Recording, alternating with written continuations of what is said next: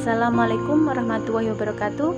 Perkenalkan, nama saya Tri Basuti, NIM 1921210007 dari HKI 5A.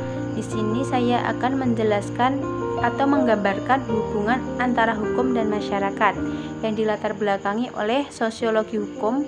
Pada hakikatnya lahir dari hasil-hasil pemikiran para ahli baik di bidang filsafat hukum, ilmu maupun sosiologi. Salah satu tugas sosiologi hukum yaitu mengungkapkan latar belakang timbulnya ketimpangan antara tata tertib masyarakat yang dicita-citakan dengan keadaan masyarakat yang ada dalam kenyataan.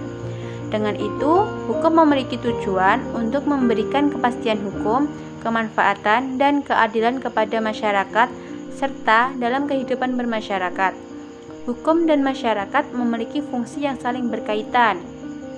Dalam hal ini, hukum mengandung unsur aturan perilaku manusia. Karakteristik yang melekat dalam hukum yaitu adanya perintah dan larangan. Perintah dan larangan harus dipatuhi oleh orang-orang dan adanya sanksi hukum yang ketat. Jadi, pada dasarnya hukum untuk mengatur hubungan perilaku dan hubungan yang ada pada masyarakat, baik yang dilakukan oleh satu orang dengan orang lain, individu dengan negara, dan mengatur hubungan institusi yang ada di dalam negara. Dengan adanya hukum, kekuasaan dapat dilaksanakan sesuai dengan fungsi dan tujuan dari hukum itu sendiri. Ada 3 tesis atau tipe mengenai hubungan antara masyarakat dan hukum. Yang pertama, tesis kaca atau mirror tesis yang menyatakan bahwa hukum positif yang berlaku suatu negara sepenuhnya mencerminkan apa yang berlaku di tengah-tengah masyarakat. Yang kedua, tesis kaca selektif atau selective mirror tesis. Dalam tesis ini, hukum sudah tidak lagi orisinil, mengikuti apa adanya pola-pola perilaku yang terjadi di masyarakat. Hukum sudah didesain menurut kepentingan penguasa, sehingga ada pola yang diambil apabila menguntungkan kelas penguasa dan ada pola yang ditinggalkan apabila tidak menguntungkan.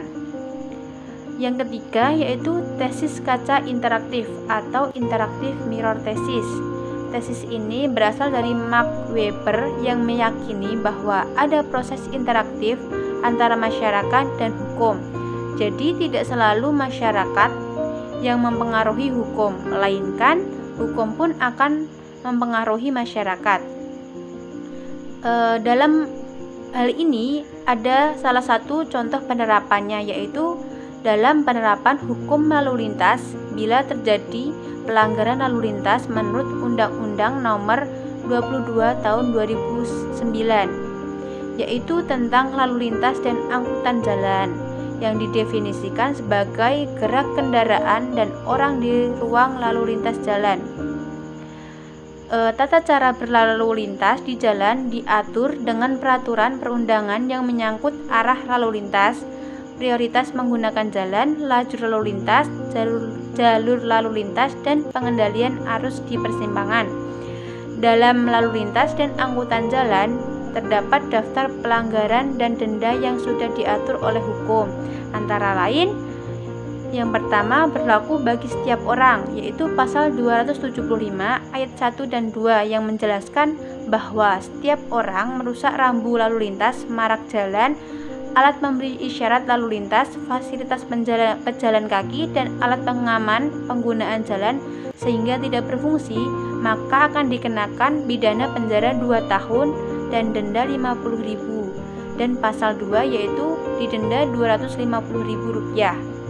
Yang kedua yaitu bagi setiap pengguna jalan pada pasal 104 ayat 3, yaitu dalam keadaan tersebut untuk ketertiban dan kelancaran lalu lintas wajib untuk berhenti jalan terus, mempercepat, memperlambat, dan atau mengalihkan arus kendaraan.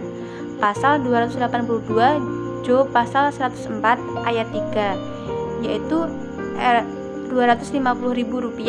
Dan yang ketiga yaitu setiap pengemudi yang tidak memiliki SIM, pasal 281 Jo pasal 77 ayat 1 dikenakan pidana kurungan 4 bulan dan denda Rp1 juta. Tidak membawa SIM, pasal 288 ayat 2 Jo pasal 106 ayat 5 huruf B dikenakan pidana kurungan 1 bulan dan denda Rp250.000. Demikian gambaran yang dapat saya sampaikan, kurang lebihnya mohon maaf. Wassalamualaikum warahmatullahi wabarakatuh.